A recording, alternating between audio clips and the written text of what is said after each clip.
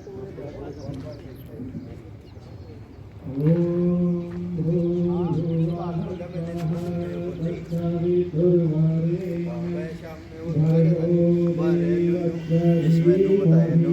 में मैं दे दूंगा तेल पानी तो अगर आप पिंडा रखे है।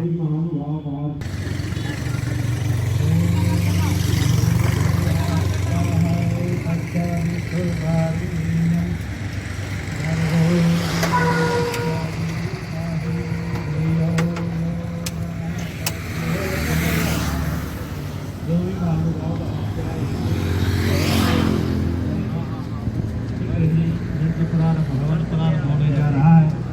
आप सभी का इस नंदी गौ सेवा धाम में हार्दिक स्वागत है।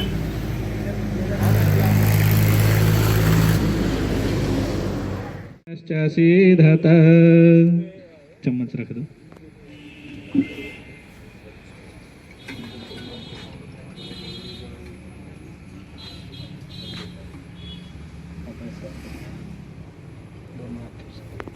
स्वा पर आपने ओम आयंत इद्मात्मा जात वेदस्तेने ह्रस्ववर्धस्व चेद्धवर्धय चास्मान् प्रजया पशुभिर्ब्रह्मवर्चसेनान्न समेधय स्वाहा इदमग्नये जातवेदसे इदन्न मम ओम सुसमिधाय शोचिषे घृतं तीव्रं जुहोतना अग्नये जातवेदसे स्वाहा इदमग्नये जातवेदसे इदन्न मम ओम तन्त्वा समिद्भिरङ्गिरो घृतेन वर्धयामसि बृहच्छोचाय विष्ठये स्वाहा इदमग्नये अंगिरसे इदन्न मम।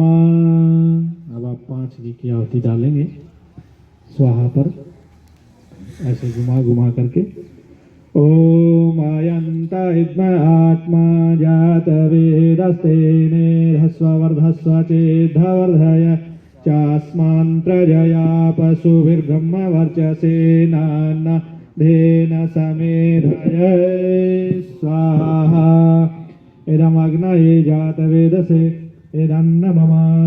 ओम आयंत इद्मात्मा जात वेदस्तेने ह्रस्ववर्धस्व चेद्धवर्धय चास्मान् प्रजया पशुभिर्ब्रह्मवर्चसेनान्न समेधय स्वाहा इदमग्नये जातवेदसे इदन्न मम। स्वाहा मेरे साथ सभी बोलेंगे। ओम आयंत इद्मात्मा जात वेदस्तेने ह्रस्ववर्धस्व चेद्धवर्धय चास्मान् प्रजया पशुभिर्ब्रह्मवर्चसेनान्न समेधय स्वाहा इदमग्नये जातवेदसे इदन्न मम।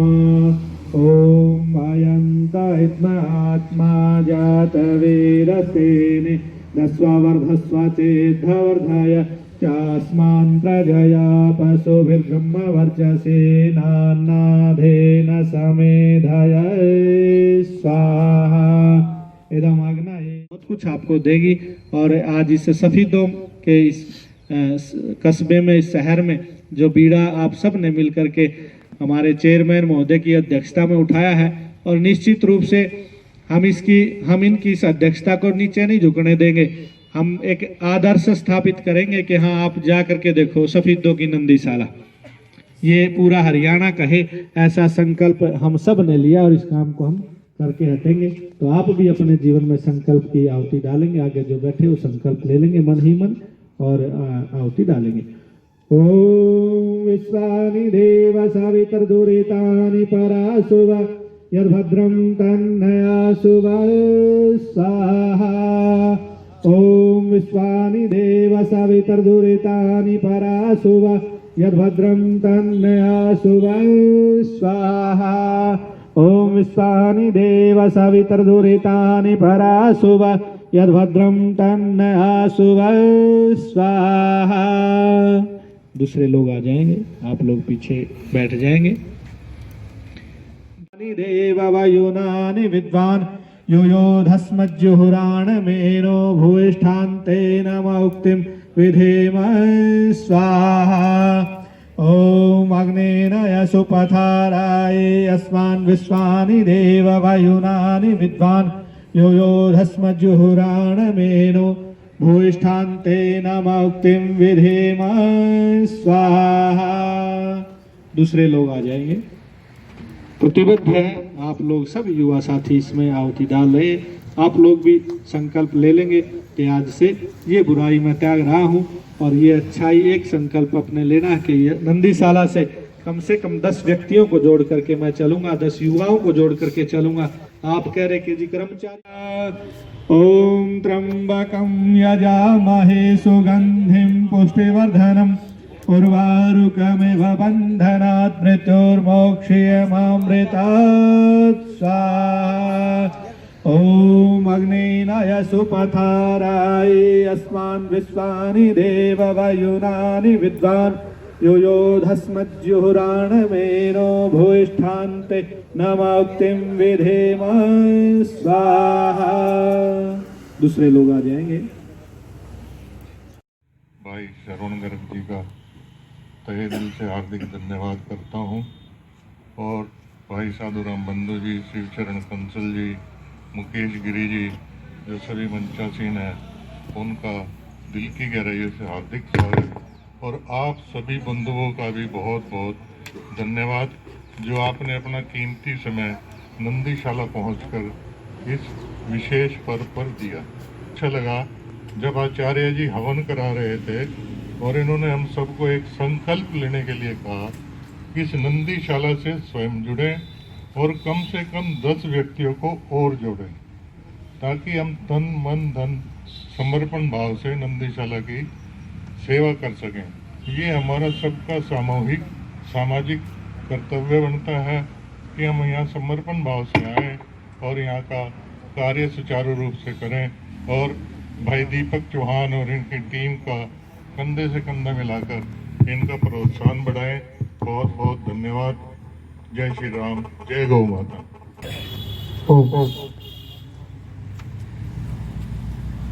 दीपक जी और जो लोग बुलाए थे एसडीएम साहब आदि सूचना दो कि भाई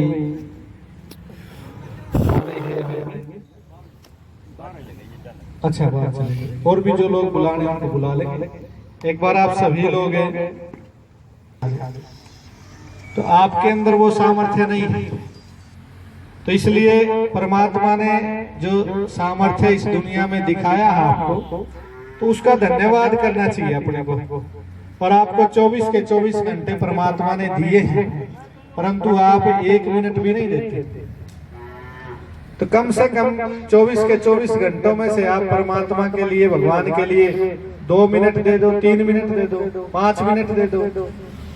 नहीं तो शास्त्रों में विधान का भी कम से कम आज से पौन घंटा बैठ करके आपको उसका धन्यवाद करना चाहिए कि कितना सुंदर शरीर दिया जिसका कोई मूल्य नहीं है। आप मेरे एक साथी मैं आए वहाँ जयपुर में था, बोले आपसे मिलने आना है, हरियाणा के थे, गए साथ पढ़ते थे, तो मेरे को तो पहचान में नहीं आए, तो पहचान में नहीं आए। बोले इतने जल्दी कैसे भूल गए, बूढ़ा हो जाता तो भूल जाते, जवानी में ही भूल गए आप, तो इतनी गारंटी लेते हैं। और परमात्मा ने तो कहा भी ठीक ठाक चलेगा ना, इनकी सबकी 100 साल की गारंटी। वैसे तो वेद में कहा कि 400 वर्ष की गारंटी है शरीर की, सारे पार्ट्स की। एक भी पार्ट 400 साल से पहले खराब नहीं होगा, परंतु खराब क्यों हो जाते हैं, कौन है इसका जिम्मेदार? आप लोग, हम सब लोग हैं। यदि ये पार्ट्स खराब हो जाते, परमात्मा जिम्मेदार नहीं, परमात्मा की गारंटी पक्की है। वो तो आप अब चेयरमैन साहब की गाड़ी खड़ी है, तो गाड़ी में क्या डलता है? डीजल डलता है, और पेट्रोल डाल दोगे तो 4-5 किलोमीटर चलेगी और सारा इंजन और इंजेक्टर और सब कुछ जाम हो जाएगा। व्यवस्था भी है घर पर। आज कोई उद्योगपति यहाँ टाटा बिरला जैसा आ जाए और वो कहे कि भी जितने भी गो भक्त आ रहे हैं, सेवा करते हैं, एक एक नैनो कार दूंगा, कौन कौन ले जाएंगे? अपने अपने घर हाथ खड़ा करो। एक भी व्यक्ति यूं नहीं कहेगा महाराज जी घर में तो भीड़ है, गली में खड़ी नहीं होगी, पड़ोसी खड़ी नहीं करने देंगे, इसलिए मेरे को नहीं चाहिए। एक भी मना नहीं करेगा। इतनी तो नैनो कार को जगह चाहिए, इतनी एक गाय को जगह चाहिए। गाय नहीं ले जाओ, 1 साल की है, 6 महीने की है, बड़े आराम से बच्चों के साथ लाड प्यार से खेलेगी, थोड़ा सा चारा खाएगी। जब 2 साल की हो जाए, आपको लगे कि महाराज जी बड़ी हो गई है या जगह कम हो गई है, तो नंदीशाला से फिर बदल के ले जाओ। और आपने उसका लेना क्या है? गोमूत्र लेना है। सुबह शाम पूरा परिवार 8 कपड़े की तय बना करके गोमूत्र पियो। कोरोना को या कैंसर को, दमा को, शुगर को, कोई भी बीमारी है यदि परिवार में हो जाए तो मैं आपके सामने खड़ा हूं।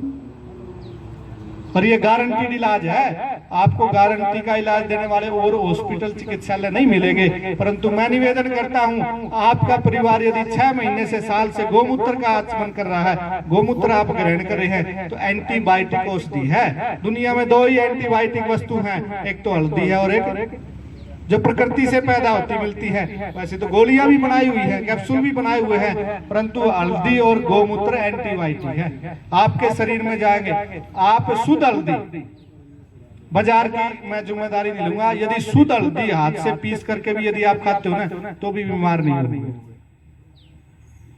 और चीनी नहीं खानी है। ऐसे बहुत सारे उपाय हैं जो अपनी संस्कृति से जुड़े हुए थे। और संस्कृति और खान पान पर इसलिए जोर दिया जाता है कि जैसा खाओगे अन्न वैसा हो जाएगा मन। जब मन बुद्धि खराब हो जाती है तो आदमी पता नहीं क्या क्या करता है।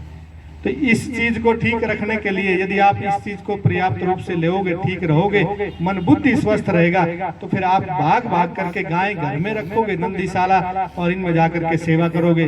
तो आज इस शुभ अवसर पर, आज विजयदशमी का दिन है, दशहरा जिसको हम बोलते हैं, मनाते हैं। अपनी हिंदू संस्कृति में, सनातन संस्कृति में, आर्य संस्कृति में हम इस पर्व को बड़ी धूमधाम से मनाते हैं और बुराई छोड़ करके अपनाते हैं, अच्छा ही अपनाते हैं। तो इसलिए आप लोगों से मैंने आहुतियां डलवाई है, निवेदन किया है कि आप अपने जीवन में अच्छाई लेकर के आइए। और कहते हैं जैसी संगत वैसी रंगत। एक महिला का, एक बहन का मेरे पास फोन आया, बोले महाराज जी इसने ई बाप अपने साथ रखना क्यों छोड़ गए। जैसे ये लड़के गोरक्षा में मैं लगाता हूँ तो परिवार वाले मेरे को बार बार टोकते और बोलते, बोले महाराज जी आपने तो अपना नाश करे रखा है और घर बार छोड़ दिया, मारे वालों को भी क्यों उजाड़ने लग रहे हो। ऐसी ऐसी गालियां मेरे को मिलती है सुनने के लिए। मैं कहता हूँ बहन जी, माता जी, मैंने तो कोई उजाड़ा नहीं, गौ सेवा में इनको लगा रहा हूँ, ये बुरा काम है तो अपने को अपने घर में रख लो, मेरे को तो आवश्यकता नहीं है। तो ऐसे लड़के जो सेवा में करते, माता पिता रोकते हैं, भाई कल ने कुछ नुकसान ना हो जाए, गोली ना लग जाए और कुछ ना हो जाए, एक्सीडेंट ना हो जाए। तो उसकी घरवाली का फोन आया। पहले घरवाली भी, माता पिता भी रोकते थे जब वो हमारे साथ गौ सेवा में रहता था। और आज क्या हुआ कि उसका फोन आया, उसने मेरे को कहा, बोले आचार्य जी, मैं बोला बोलो बहन जी क्या बात हुई। रोने लगी, बोले आपसे निवेदन है कि। मैंने कहा बताओ। बोले इसने अपने साथ रख लिया करो। वही बहन कुछ दिन पहले ये कह रही है कि भाई हमारे को घर में काम करने वाला चाहिए, चाहिए, आप तो बाबा जी बन गए, हमारे को भी क्यों बाबा जी बना रहे हैं। और वही फिर आज क्या कह रही है कि इसको अपने साथ रख लिया करो ना। क्यों कहा ये बात, आपने जानकारी है? मैं आपसे निवेदन करता हूँ, इसलिए उसने ये बात कही कि अब उसने शराब पीनी शुरू कर दी। और शराब भी थोड़ी पीनी शुरू नहीं की, पहले थोड़ी थोड़ी शुरू की, अब फुल पीता है। और फुल पीने के बाद आदमी घरवाली का काम का रहेगा क्या? नहीं रहेगा। घर माता पिता के कार्य का नहीं रहेगा, गांव वालों के काम का नहीं रहेगा, रिश्तेदारों के काम का नहीं रहेगा, किसी भी काम का नहीं रहेगा। तो इसलिए फिर कहा कि अब आप अपने साथ रख लिया करो। तो जैसी संगत वैसी रंगत। आप ज्यादा से ज्यादा माताएं बहनें इस नंदीशाला में सुबह शाम सेवा करने के लिए आएंगी, तो फिर आप उनके विचार दुष्ट हो सकते हैं क्या? वो शराब पी सकते हैं क्या? झूठ बोल सकते हैं क्या? घर में झगड़ा हो सकता है? कुछ भी नहीं होगा। सब कार्य निश्चिंत रूप से चलेंगे, अच्छे प्रकार से चलेंगे। तो मैंने कुछ विचार आपको रखे हैं। गौ माता की शरण में आ जाओगे तो बेड़ा पार हो जाएगा, और गौ माता की शरण में नहीं आओगे तो बेड़ा गर्क हो जाएगा। अपनी हरियाणा भाषा बोलते हैं ना। तो इसलिए धर्म प्रेमी सज्जनों, जब से घर से गाय और मुख से माए, घर से गाय और मुख से माँ निकल गई है, माँ भी नहीं निकल गई। माँ की जगह क्या हो गया? मम्मी। और गाय की जगह कुत्ता घर में आ गया, इसलिए हमारे घरों का सर्वनाश हो। बहुत सारी बातें हैं, मैं तो कथा 5-5 दिन तक जुटा रहता हूँ, परंतु प्रयास है कि हमारी संस्कृति बचे। तो आप जैसी पवित्र आत्माएं जो आई है, पूरा सफीदो शहर में कई लाख लोग हैं, परंतु आप लोग जो पधारे हैं पवित्र आत्माएं हैं। थोड़े बहुत आजादी दिलाने वाले 7-8 लोग भगत सिंह आदि चर्चा कर रहे थे कि भाई इस जो ये अंग्रेजों की सल्तनत है इसको उखाड़ के फेंक देंगे। तो कई उनके साथी हंस पड़े थे, बोले कि देखो कैसी कैसी बात करते हैं मूर्ख लोग, जिनका सूरज भी नहीं छिपता। कनाडा है, अमेरिका है, नागालैंड है, साउथ अफ्रीका है, दक्षिण महाद्वीप पूरे पर जिसका राज है, और ये कह रहे कि इनकी सल्तनत को उखाड़ के फेंकेंगे। तो हंस पड़े उनके 2-4 साथी। उन्होंने कहा नहीं, जब हम चलेंगे और कारवा बनेगा और लोग हमारे पीछे चलेंगे तो धर्मात्मा और श्रेष्ठ आदमी आगे चलता और थोड़े होते हैं, परंतु पूरा समाज का कार्य करते हैं। तो आज आपने जो प्रण लिया, इस नंदीशाला को हम सब ने मिलकर के एक अच्छे मुकाम पर लेके चलना है, एक आदर्श पूरे हरियाणा की नंदीशाला बनानी है, ऐसा संकल्प आदरणीय हमारे गौ सेवा आयोग के चेयरमैन श्रीमान श्रवण गर्ग जी, जिनको अभी अभी पद मिला है, और नगर पालिका के हमारे चेयरमैन भी हैं और भी पदाधिकारी हमारे बीच में बैठे हैं। तो इन सब लोगों का, और पदाधिकारी तो बहुत सारे सफीदों में हैं, परंतु ये लोग आए हैं तो कुछ तो पीड़ा है, तो उस पीड़ा को हम सब ने अपनी पीड़ा समझ करके इस कार्य को करना है। मैं आप महानुभावों का हृदय से धन्यवाद करता हूँ और आपसे निवेदन करता हूँ कि इन युवाओं को आप संभाल करके और एक आदर्श नंदीशाला हम बनाएंगे। लोग कहें कि भी नहीं यहाँ गौ माता की माता मान करके और नंदी मान करके सेवा होती है, ऐसा हम सब का संकल्प परमात्मा जरूर पूर्ण करेगा। बोलिए गौ माता की, भारत माता की। धन्यवाद। हमारे बीच में उपस्थित हमारे बहुत ही आदरणीय गौ सेवा आयोग के चेयरमैन श्रवण गर्ग जी, गौ भक्त आचार्य योगेंद्र जी, हमारी मंडी गौशाला के प्रधान शिवचंद गर्ग जी, शिवचंद कंसल जी, और सभी गौ भक्त सभी को मैं हाथ जोड़कर प्रणाम करता हूं, जो अपना कीमती समय निकाल कर यहाँ पर पहुँचे, अपना समय दिया, क्योंकि जिसमें गौ माता के प्रति श्रद्धा है, इसीलिए आप अपना कीमती समय निकाल कर यहाँ उपस्थित हुए हो। तो सभी का पुनः बहुत बहुत धन्यवाद। हमारे शास्त्रों में गौ माता को माता का दर्जा दिया गया है, क्योंकि प्राचीन समय से ही गौ माता हमारे धर्म में आदरणीय मानी गई है, पूजा के योग्य मानी गई है।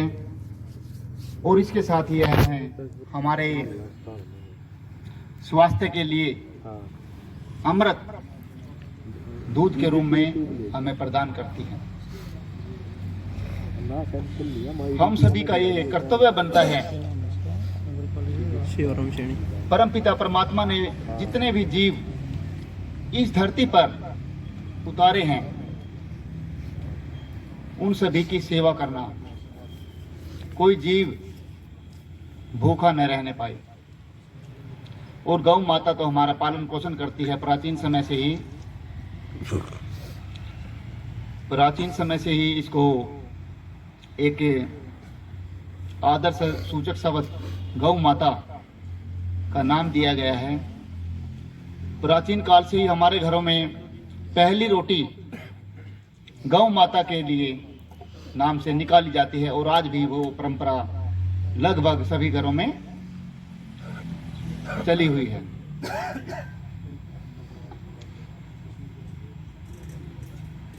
गौ माता की सेवा करना हमारा कर्तव्य ही नहीं, धर्म भी है। और यह धर्म किसी एक व्यक्ति का, एक समाज का नहीं है, पूरे के पूरे देशवासियों का, सभी धर्मों का यह हमारा कर्तव्य है, गोवंश की ज़्यादा से ज़्यादा सेवा की जाए। और इसके लिए हमें सभी को, गौ भक्तों को, एक जागरूकता अभियान चलाना है। जन जन के बीच जाकर, लोगों के बीच जाकर गौ माता की सेवा करने के लिए, उसमें सहयोग करने के लिए हमें सभी को जागरूक करना है। क्योंकि एक तो चंद व्यक्ति वो काम करे, एक पूरा का पूरा समाज वो काम करे, तो उसमें बड़ी आसानी होती है, बड़ी सहूलियत होती है। जब स्टार्टिंग में हमने सफाई अभियान चलाया मोदी जी के आह्वान पर, बड़ी समस्याएं आई। गाड़ी चलने के बाद भी लोग कचरे को गलियों में फेंकते थे, ढेर लगाते थे, लेकिन जागरूकता आई। आज कोई भी लोग गंदगी नहीं फैलने देता और न ही फैलाता है। सारा कूड़ा करकट नगर पालिका की गाड़ियों में वो उसमें डालता है।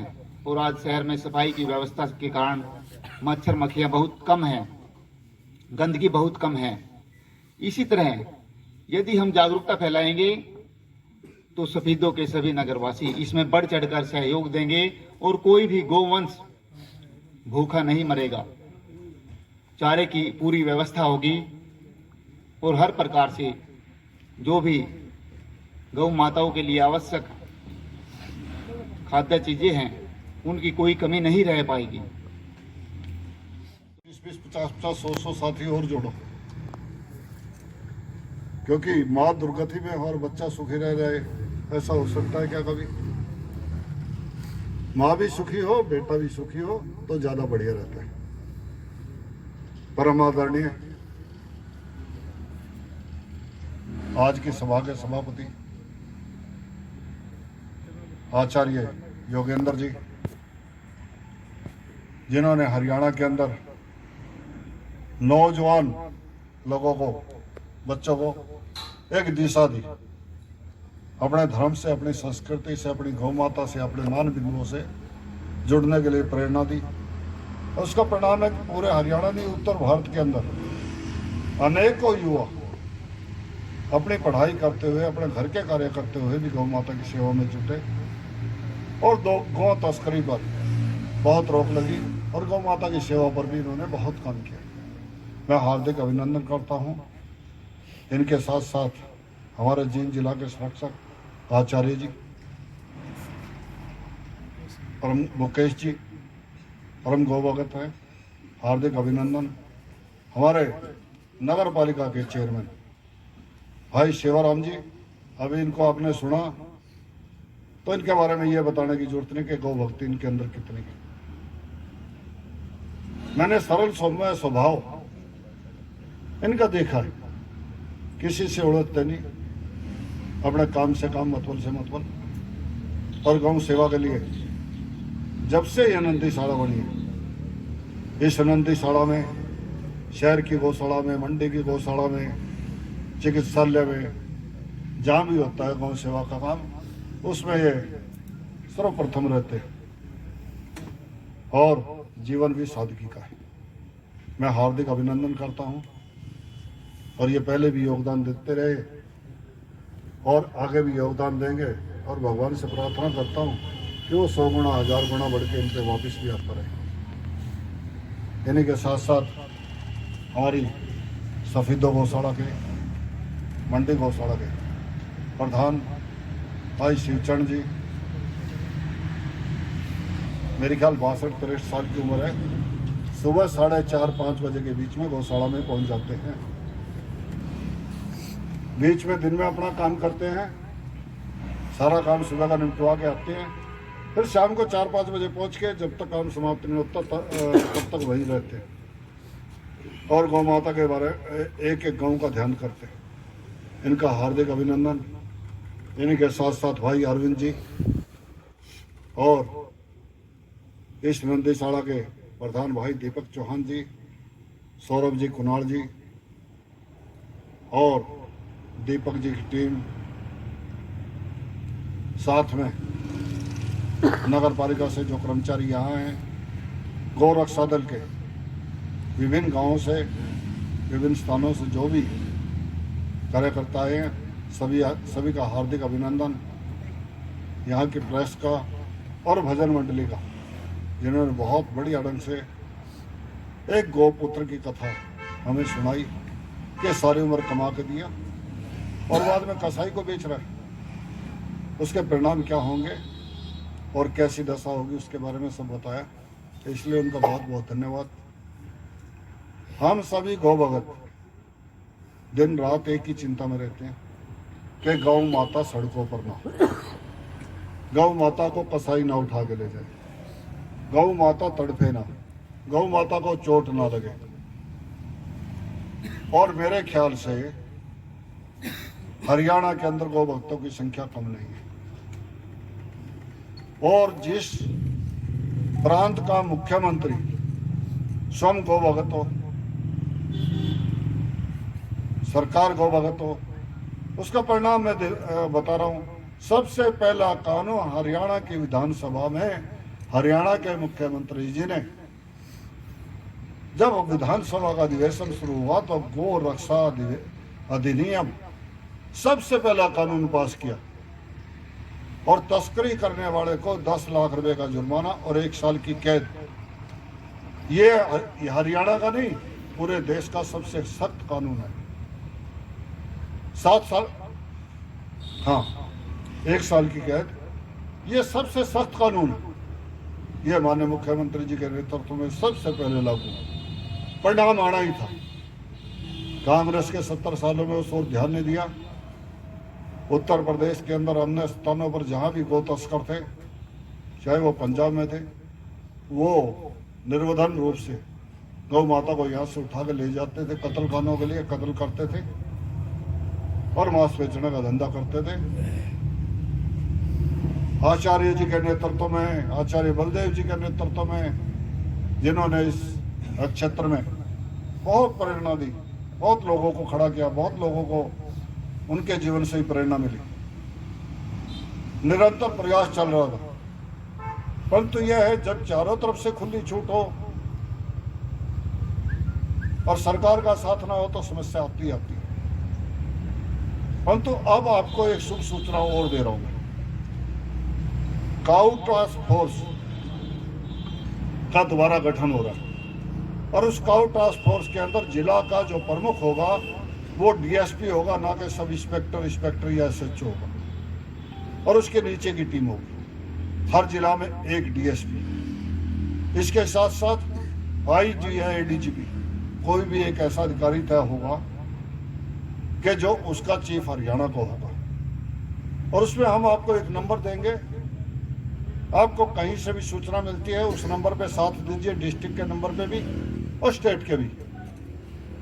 वो आपके साथी होंगे, सहयोगी होंगे। गौ रक्षा के लिए, गौ तस्करी रोकने के लिए वो अपने सहयोगी होंगे। निश्चित रूप से माननीय मुख्यमंत्री जी ने इसकी अनुमति दे दी है। डीजीपी साहब ने, मेरी मीटिंग हुई थी, उनसे बातचीत हुई, उन्होंने स्वयं मेरा नाम पत्र लिखकर उसकी सूचना मुझे दी है, जो सूचना मैंने आपको दी है। जब काऊ टास्क फोर्स मजबूत हो गई, अपना मेवात क्षेत्र भी इसके लिए बदनाम है, वहां गौ भक्तों की टीम लगाएंगे।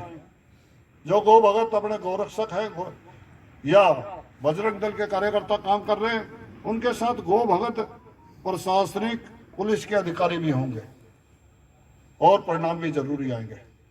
इसके साथ साथ एक बात और,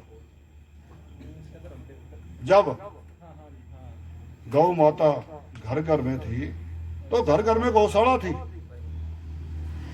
जब गौ माता जिस स्थान पे होगी तो वो गौशाला अपने आप होगी, गौधाम था वो। परंतु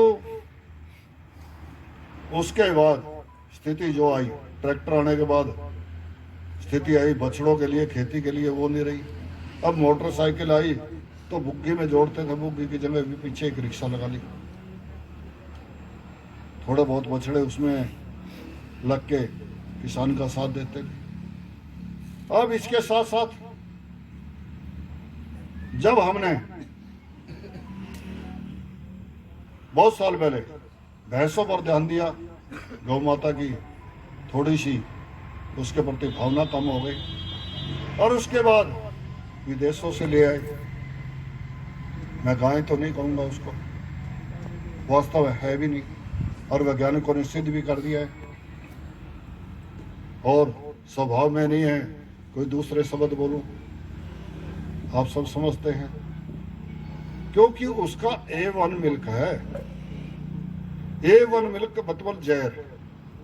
और वैज्ञानिकों ने सिद्ध किया है कि 3 साल तक का बच्चा जिसकी माँ अगर दूध ना पिला सके, उसको लगातार पिला दे तो 70-80% उसको ब्रेन ट्यूमर के, कैंसर के, हृदय रोग के, शुगर के व किडनी की बीमारियां होने के चांस ज्यादा बढ़ जाते हैं, 80%।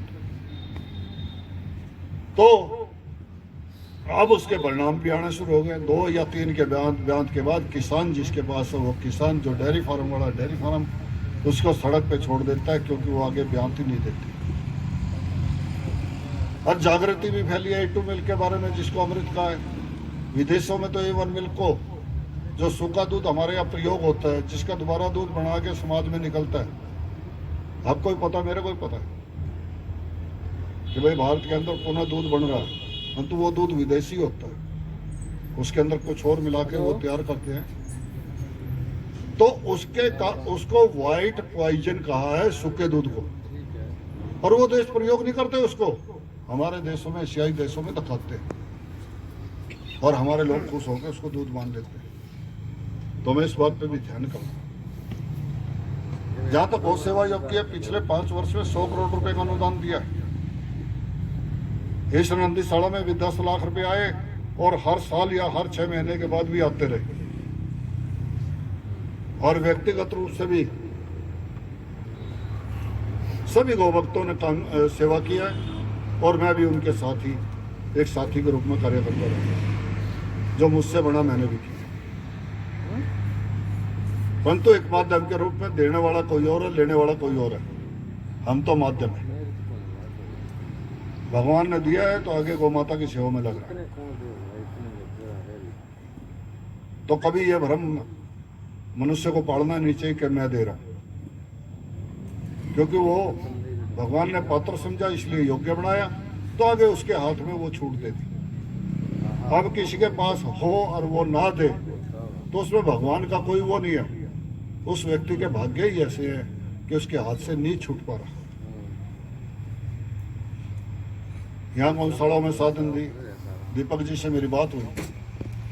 पहले तो दीपक जी को बधाई देता हूँ, और उनकी पूरी टीम को, और सभी साथी गौ भक्तों को, कि ये कार्य इन्होंने संभाला। जो गौ भगत है, सभी कठिन कार्य ही संभालते हैं। गौ माता का कार्य सबसे कठिन माना जाता है, और कठिन कार्य को संभालने वाले आप सभी हैं। और इस नंदीशाला का नेतृत्व भाई दीपक जी, भाई कश्मीरा, जो पिछले 3 साल से भाई सेवा सिंह जी ने हमें दिया हुआ है। नंदीशाला में दिन रात लगा रहता है। इसकी चिंता भी वही होती है, चिंतन भी वही होता है, कर्म भी वही होता है। आप सबको मैं बधाई देता हूँ, और ऐसे भी आगे आप कार्य करते रहेंगे। जहां तक गौ सेवा युक्त की बात है, मैं घोषणा में विश्वास नहीं करता। यह है कि मामा का ब्याह और माँ घालन वाली हो, कोई कमी रह जाएगी क्या? बताओ। बस यही बात मान के चलना, बाकी मैं बोलने की मुझे आवश्यकता नहीं। इस गौशाला को किसी तरह की भी कमी नहीं रहेगी। इस नंदीशाला को कोई भी कमी नहीं रहेगी, किसी भी गौशाला को भी नहीं रहेगी। जितना बन पड़ेगा उतना जरूर से जरूर सरकार द्वारा किया जाएगा। ये आपके बीच में मैं आश्वासन देता हूँ, और हर तरह से सहयोग की आपको आश्वासन पुनः देता हूँ।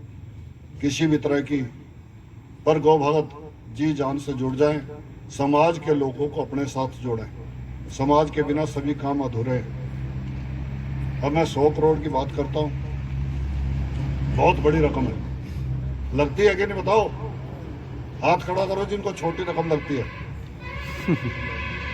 और वो भी 5 साल में। इससे पहले सरकार देती नहीं थी, तो 100 करोड़ बहुत है। परंतु हरियाणा के अंदर 5 लाख गौवंश गौशालाओं में है। 4.5 इसमें उपस्थित है, और 50,000 40,000 के आसपास सड़कों में, और 5 लाख रुपए 5 लाख का अगर हम हिसाब लगाएं 100 रुपये प्रतिदिन भी, तो कितना हो गया एक दिन का?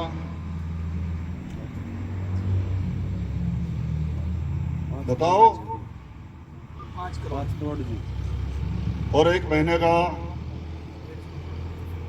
150 करोड़ जी। और एक साल का 1800 करोड़। और सरकार और गौ सेवा आयोग ने दिया कितना 5 साल में? तो एक साल में कितना हुआ?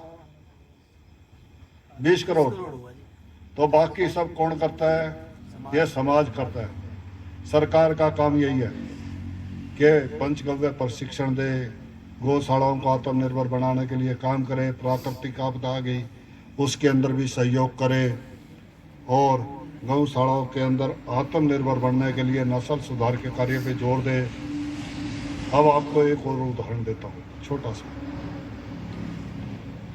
अगर हमने 100 बछड़ी 2 साल के प्रयास करके, अब सेक्स रिलेटेड सीमन भी आ गया जिसमें बछड़ी पैदा होंगे 85 से 90%, वैसे सीमन भी है जिसमें 50% बछड़ी पैदा होती है, अच्छी नस्ल की होती हैं। सरकार द्वारा हमने टीके विकसित करवा दिए हैं, उत्तम नस्ल के सांड भी हम आगे दिलवा रहे हैं, और आगे कलोन की भी तैयारी कर दी है। कल परसों चौथे 3 दिन जो था, मैं हिसार एग्रीकल्चर यूनिवर्सिटी में और लाला लाजपत राय पशुधन फार्म यूनिवर्सिटी के अंदर भी मैं रहा हूँ, और वहाँ वैज्ञानिकों से बात की, और उन वैज्ञानिकों ने उसके बारे में बहुत पॉजिटिव बात की है। राष्ट्रीय कामधेनु आयोग, कामधेनु आयोग का मतलब है गौओं की सेवा के लिए केवल, पशुधन बोर्ड नहीं है, कामधेनु आयोग गौ माता के लिए बोर्ड। ये आदरणीय नरेंद्र मोदी जी ने उसकी घोषणा कर दिया है, और उसके चेयरमैन के रूप में श्री वल्लभ भाई कथीरिया जी को यह दायित्व दिया, जो 4 बार सांसद रह चुके हैं, और इसके साथ साथ अटल जी की सरकार में मंत्री रह चुके हैं, गौ सेवा आयोग गुजरात के चेयरमैन रह चुके हैं, अब राष्ट्रीय कामधेनु आयोग के चेयरमैन। 3 दिनों हम इकट्ठे वैज्ञानिकों से बात हुई, वैज्ञानिकों से बहुत गहराई में चिंतन हुआ, और उन्होंने हाँ भरी कि भाई जैविक खेती के लिए हम जोर देंगे, गौ माता के लिए जो जो विशेषताएं हैं इस पे हम शोध करेंगे। जब हम करते हैं, हमारे शास्त्र बोलते हैं 100 मन सोना है इसके, उसमें गौ माता के अंदर। जब हम कहते हैं कि गौ माता के गोबर में लक्ष्मी का वास है, तो वैज्ञानिकों को हमने खुली छूट दी कि आप शोध कीजिए इस पर, और फिर बताइए कि हम झूठ बोल रहे हैं कि ठीक बोल रहे हैं, क्योंकि बिना शोध तो नहीं। क्योंकि हमारे ऋषि मुनि जो थे उस समय के वैज्ञानिक थे, उन्होंने शोध किया हुआ है। और जब मैकाले आया तो उसने भारतीय संस्कृति को भुलाने के लिए इंग्लैंड की संसद में बयान दिया था कि जब तक इनकी संस्कृति को समाप्त नहीं करेंगे, इनकी पद्धति को, विद्या पद्धति को समाप्त नहीं करेंगे, तब तक इनको अधीन करना मुश्किल है।